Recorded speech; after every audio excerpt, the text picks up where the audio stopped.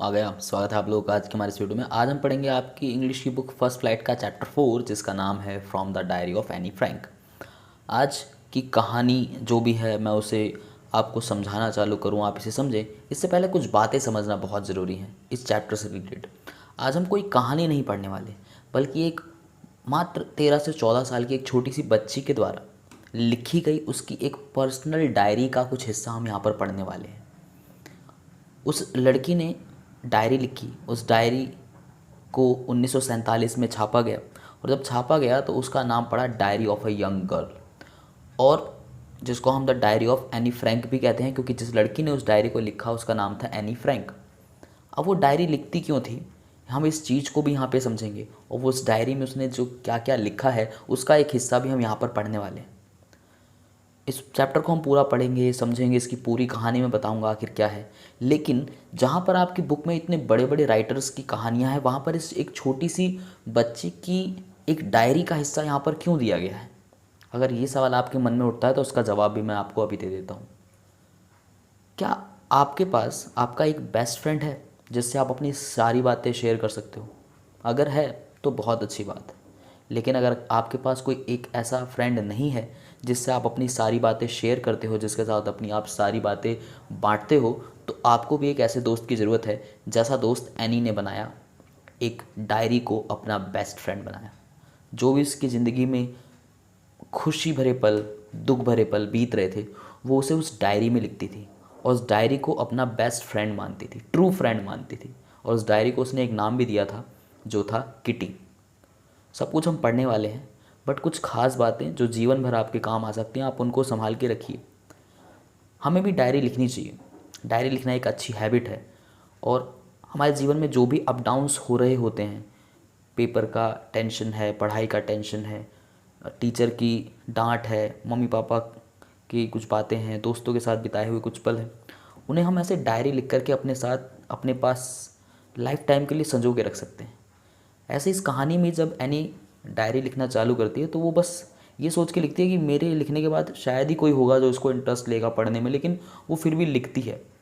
और उसके मरने के बाद में जब उसके पिताजी को वो डायरी मिलती है तो वो उसकी याद में इसको पब्लिश करवाते हैं, और पब्लिश होने के बाद ये जो एनी फ्रैंक की डायरी है ये दुनिया की बहुत सारी भाषाओं में ट्रांसलेट हुई, और वन ऑफ द मोस्ट, सबसे ज़्यादा बिकने वाली बुक बनी। और इसीलिए वहाँ का एक हिस्सा निकाल कर आपके यहाँ सिलेबस में इसे डाला गया है। तो बाकी सब तो हम कहानियाँ पढ़ते ही रहते हैं हर दिन हर एक चैप्टर में, लेकिन आज कुछ खास चीज़ें थी जो बताना आपके लिए और आपको समझना बहुत ज़रूरी था। कहानी बहुत छोटी सी है, बहुत जल्दी मैं ख़त्म कर दूँगा।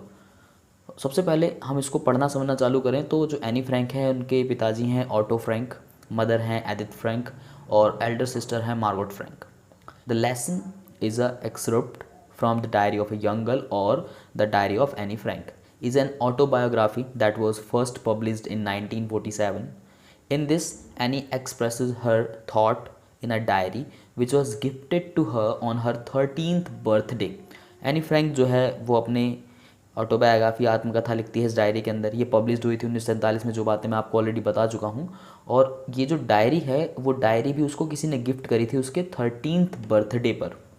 She names the diary Kitty, उसने अपनी डायरी को नाम क्या दिया? Kitty, which she considers as her only true friend, जिसे वो अपना एक सच्चा दोस्त मानती थी। किसको? अपनी डायरी किटी को।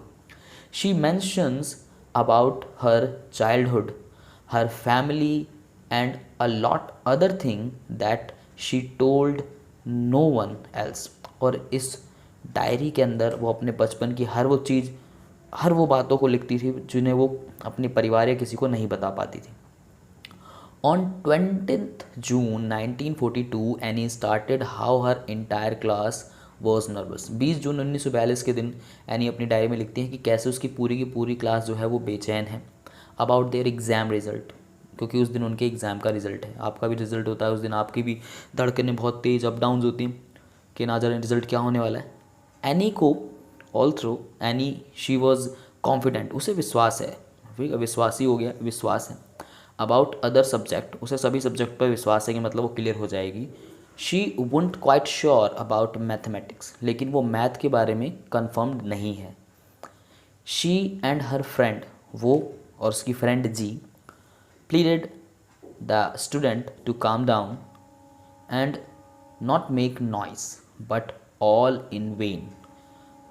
हमारी जो एनी है और उसकी फ्रेंड जो जी है वो सभी स्टूडेंट से मतलब निवेदन करती है, प्लीडेड करती है कि भाई शांत हो जाइए, शोर मत मचाइए, लेकिन सब बेकार जाता है क्योंकि कोई बच्चा चुप नहीं हो रहा था. She felt that about a quarter of class were dummies who should be kept back in the same class as they did not participate in other activities. और एनी का ये मानना भी था कि उसकी क्लास के जो एक चौथाई बच्चे हैं वो एक लादी का लोटा है. डमीज़ मतलब होता है जो किसी काम के नहीं, एकदम डमीज़ हमने देखा है नॉर्मल कि मतलब वो बिल्कुल ही बेकार है, उनको अगली क्लास में प्रमोट होना ही नहीं चाहिए, वो यहीं रह जाने चाहिए, ऐसा मानना था एनी का. बिसाइड्स इसके अलावा any also mention how the maths teacher mister Keesing was annoyed by her talkative nature. वहीं एनी डिस्क्राइब करती है, ये बताती है कि कैसे उसके जो मैथ के टीचर हैं मिस्टर किसिंग जो है वो परेशान थे एनी के बातूनी रवैये के कारण. बातूनी एक नेचर है एनी का कि वो बहुत ज़्यादा बातें करती है. He would often punish her with extra homework when ever she talked more during his class. प्राय जब भी अपनी क्लास के दौरान वो एनी को बात करते हुए पाते थे तो वो एक्स्ट्रा वर्क दिया करते थे एनी को. इन द फर्स्ट पनिशमेंट, पहली पनिशमेंट में अब वो क्या कहते हैं, ही आज her to write an essay on a chatterbox. वो एनी को एक एसे निबंध लिखने के लिए कहते हैं और उसका जो टाइटल दे देते हैं वो देते हैं चैटर बॉक्स यानी कि बातूनी. विच इज़ इट सेल्फ वॉज अ वायर्ड, ये जो टॉपिक था वो अपने आप में ही वैसे अजीब था. She gave a good thought about the topic and present convincing argument in her essay. But वो इस बार इसको एज अ चैलेंज देती है और ऐसे तर्क देती है. She gave a good thought about the topic, वो अच्छे अच्छे थाट देती है कि बात करना, देखो कैसे बात करना बहुत ज़्यादा ज़रूरी है. Justifying her points in support of talking, अपने इस बात को न्यायोचित ठहराती है कि बात करना बहुत ज़्यादा ज़रूरी है. She mentioned that she would try to improve herself but she could not do anything about the trait that she inherited from her mother. वो ये बात मेंशन करती है, वो ये बात वहाँ पे लिखती है कि मैं कोशिश करूँगी अपने आप में सुधार करने की, लेकिन मैं कुछ नहीं कर सकती क्योंकि मेरे अंदर ये जो बात करने का जो लक्षण है वो मुझे मेरी माँ से विरासत में मिले. यानी कि जो एनी की माँ है वो भी बहुत ज़्यादा बातूनी है, वो भी बहुत ज़्यादा बात करती है. When her teacher read the essay, जब उसके टीचर जो हैं एनी के जो टीचर हैं वो ऐसे को पढ़ते हैं, he found it amusing and assigned her a second ऐसे. वो उसके द्वारा एनी के द्वारा जो लिखा गया ऐसे है उसको वो काफ़ी मनोरंजक पाते हैं और एनी को एक और ऐसे लिखने का काम सौंप देते हैं. एंड इस बार जो टाइटल देते हैं वो है इनकॉरिजिबल चैटर बॉक्स, यानी एक ऐसा बोलने वाला जिसको ठीक नहीं किया जा सकता. असंशोधनीय का मतलब है जिसको सुधारा नहीं जा सकता. फॉर हर अनरिफॉर्मेबल टॉकटिव नेचर, ठीक है, अब ना सुधरने योग्य नेचर है, उन्होंने कहा कि तुम्हारा जो नेचर है बात करने का वो सुधर नहीं सकता, तो अब तुम इसके ऊपर एक और ऐसे लिखो. How ever during the third lesson mister Keesing had read enough her justification and assigned her another topic. अब इस बार क्या होता है कि भाई दोबारा लिखते हैं और एक बार फिर तीसरी बार मिस्टर किसिंग जो है उसको एक बार फिर से टॉपिक दे देते हैं और इस बार टाइटल जो देते हैं वो होता है क्वैक, क्वैक और क्वैक. सो पहली बार तो भाई चैटर बॉक्स दिया, दूसरी बार जो है एक ऑरिजिनल चैटर बॉक्स दे दिया और थर्ड टाइम इतना इरिटेट हो गए कि क्वैक क्वैक करके एक टाइटल दे दिया और कहा अब इसके ऊपर ऐसे लिखो. अब सैड मिस्टर चैटरबॉक्स, अब इस पर लिखो as a punishment of her incorrigible habit के ऊपर. अब Anne almost run out of thoughts, अब जितने भी विचार थे यानी कि वो तकरीबन ख़त्म हो चुके थे क्योंकि शुरू के दो ऐसे लिखने में उसने अपने जितने अंदर के विचार थे अपनी बातों को सही ठहराने के लिए वो सब कुछ वहाँ पे लिख चुकी थी. आफ्टर राइटिंग ऐसे ऑन सिमिलर टॉपिक प्रीवियस, वो पहले से उस पर बहुत सारे बातें लिख चुकी थी, अब उसके पास कुछ भी नहीं बचा था बताने के लिए. अब this time she took the help of her friend, इस बार वो अपने ऐसे लिखने के लिए अपनी एक सहेली की मदद लेती है, Sanne, who was good at poetry and wrote the essay from beginning to end in hysterical verse. और इस बार ऐसे लिखने के लिए वो अपनी जिस सहेली की मदद लेती है, तो ये और उसकी सहेली मिल करके दोनों एक लाइटली सॉरी इस बार एक व्यंग्यपूर्ण कविता लिखते हैं। ठीक है, यानी कि इस बार पूरा पूरा निबंध कविता की भाषा में है जहाँ पे बहुत सारे व्यंग्य हैं। ठीक है, व्यंग अगर आपको नहीं पता हो तो आप हिंदी में जानते होंगे। व्यंग जब हम किसी को कोई बात कहते हैं जिसको पढ़ने पर पहली बार तो हंसी आती है, पर वो बात सोचने पे भी मजबूर करती है, तो उसे व्यंग कहा जाता है। When her teacher read essay, he took it lightly and thoroughly enjoyed it. इस बार जब टीचर उसका ऐसे पढ़ते हैं तो इस बार वो काफ़ी उसे हल्के दिमाग से पढ़ते हैं और वो उसका आनंद भी लेते हैं। इस बार उन्हें निबंध पढ़ने में मज़ा भी आता है। Since then, Annie was allowed to talk in class and was never assigned any extra homework by Mr. Kissing. और इस बार उन्हें इतना मज़ा आता है कि अब से वो अलाउड कर देते कि भाई अब तुम क्लास में बात कर सकते हो और बात करने के लिए अब तुम्हें कभी एक्स्ट्रा होमवर्क नहीं दिया जाएगा। तो यहीं पर जो यंग गर्ल की जो डायरी से जो हिस्सा निकाला गया था वो यहीं पर आपके इस चैप्टर में ख़त्म हो जाता है। ठीक है, कि यहाँ पर जो हिस्सा लिया गया उसमें इतनी बातें हैं जहाँ पर एनी मेंशंस करती है कि उसने डायरी लिखना क्यों चालू किया, क्योंकि उसके पास कोई फ्रेंड नहीं था जिससे वो अपनी अच्छी और बुरी बातें शेयर कर सके। तो उसने डायरी को अपना फ्रेंड बनाया और उसका नाम किटी रखा। और उस डायरी में उनसे जो यहाँ पर चीज़ें मेंशंस जो निकाल के ली गई हैं वो ये हैं उसके रिज़ल्ट वाला दिन और उसकी मिस्टर किसिंग के साथ एक पूरा एक इंसिडेंट। उसके बाद यहाँ चैप्टर के नीचे मैंने कुछ की पॉइंट्स डाले हैं जिन्हें याद करके आप अगर से कोई पैराग्राफ आता है या छोटे छोटे क्वेश्चंस बनते हैं तो आप उनके आंसर बहुत इजीली लिख सकते हैं। जो कि यहाँ पर है कि Anne Frank lived in Holland after Hitler invaded. Anne Frank अब जो है हॉलैंड में रहती है हिटलर के आक्रमण के बाद। His father and mother left her and her sister to grandma. उसके पिता माता जो हैं उसे और उसकी बहन को दादी के पास छोड़ गए। मैंने अभी आपको ऊपर याद होगा तो मैंने यहाँ पर ही जो है नाम बताया था बड़ी बहन का, मार्गोट फ्रैंक।